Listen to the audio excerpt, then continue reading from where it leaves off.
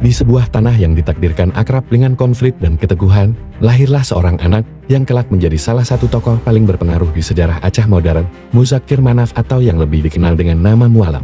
Muzakir Manaf tumbuh dalam keluarga Aceh yang menjunjung tinggi nilai disiplin, keberanian, dan kehormatan. Pendidikan formal ia jalani di Aceh, namun pembentukan jati dirinya lebih banyak dipupuk oleh kenyataan sosial politik yang mengitari masa mudanya.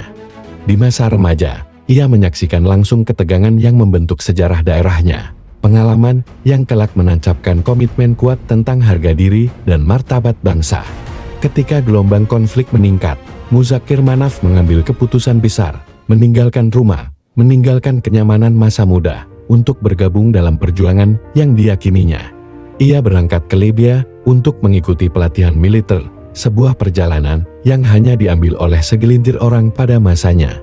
Sekembalinya ke tanah kelahirannya, ia naik sebagai salah satu tokoh penting dalam struktur perlawanan, dari medan terpencil hingga garis operasi strategis. Namanya mulai dikenal sebagai sosok yang dihormati sekaligus disegani. Hubungannya dengan para kombatan terbentuk bukan semata karena komando, tetapi karena kedekatan dan rasa senasib.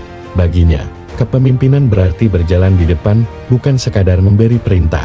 Tahun 2005 menjadi titik balik sejarah Aceh dan perjalanan hidup Muzakir Manaf. Perjanjian damai Helsinki bukan hanya mengakhiri konflik panjang, tetapi juga membuka pintu baru, transisi ke dunia politik. Ia memainkan peran penting dalam mengajak ribuan mantan kombatan kembali ke masyarakat, sebuah pekerjaan yang jauh lebih berat daripada peperangan itu sendiri.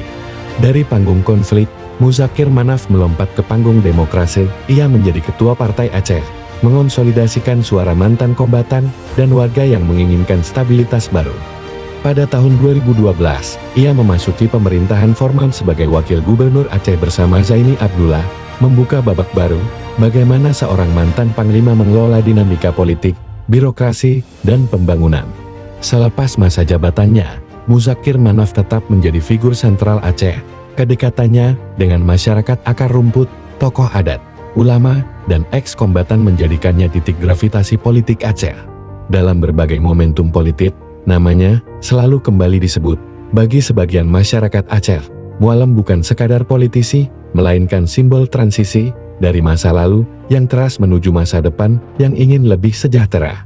Di balik label panglima dan tokoh politik, Muzakir Manaf adalah seorang ayah dan kepala keluarga. Mereka yang mengenalnya secara pribadi menyebutnya sebagai sosok pendiam, disiplin, dan memegang teguh komitmen.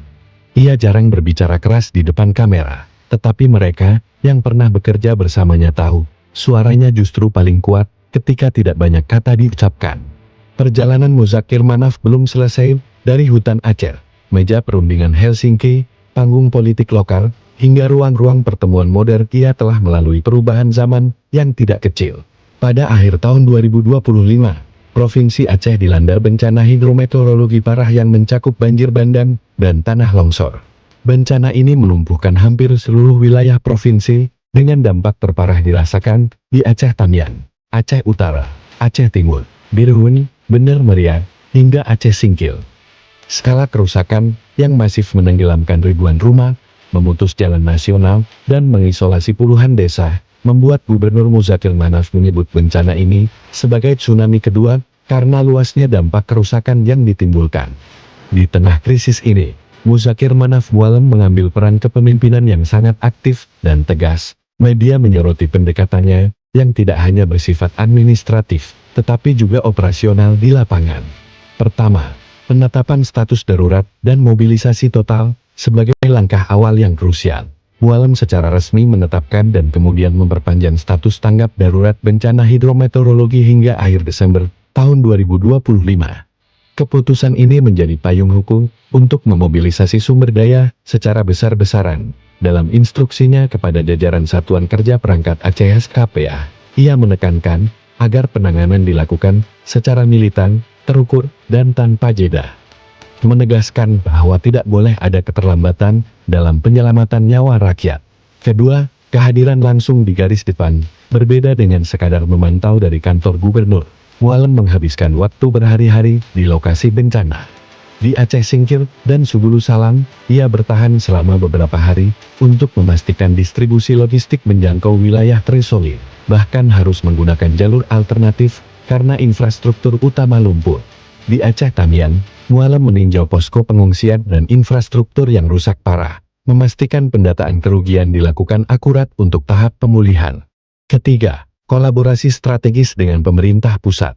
Menyadari keterbatasan armada daerah, Mualam secara aktif meminta dukungan pusat. Ia mengajukan permintaan bantuan helikopter untuk mendistribusikan logistik ke desa-desa yang terkurung total oleh air dan longsor. Puncak dari koordinasi ini terlihat saat ia mendampingi Presiden Prabowo Subianto meninjau langsung lokasi bencana di Aceh Tamiang dan Bener Meriah pada pertengahan Desember tahun 2025, memastikan sinergi antara bantuan pusat dan daerah berjalan efektif. Keempat, ketegasan dalam pengawasan logistik. Di tengah upaya penyelamatan, muncul isu miring mengenai hilangnya 80 ton bantuan logistik. Merespons hal ini, Mualam tidak tinggal diam. Ia secara terbuka mengungkap isu tersebut ke media dan meminta aparat kepolisian serta pemerintah setempat untuk mengusut tuntas jalur distribusi secara transparan. Ia menegaskan tidak boleh ada penyelewengan di tengah penderitaan rakyat. Selain itu, ia juga menginstruksikan aparat keamanan untuk menindak tegas spekulan yang menaikkan harga sembako dan BBM di tengah situasi bencana. Dalam penanganan banjir Aceh akhir tahun 2025, Muzakir Manaf memainkan peran sebagai Panglima Bencana. Kepemimpinannya ditandai dengan respon cepat dalam regulasi, kehadiran fisik yang intens di lapangan untuk memompa moral warga dan aparat, serta keberanian untuk membuka transparansi terkait masalah distribusi bantuan. Bagi Mualam, penanganan banjir ini bukan sekadar tugas administratif, melainkan operasi kemanusiaan yang menuntut keseriusan total, layaknya menghadapi situasi perang melawan alam.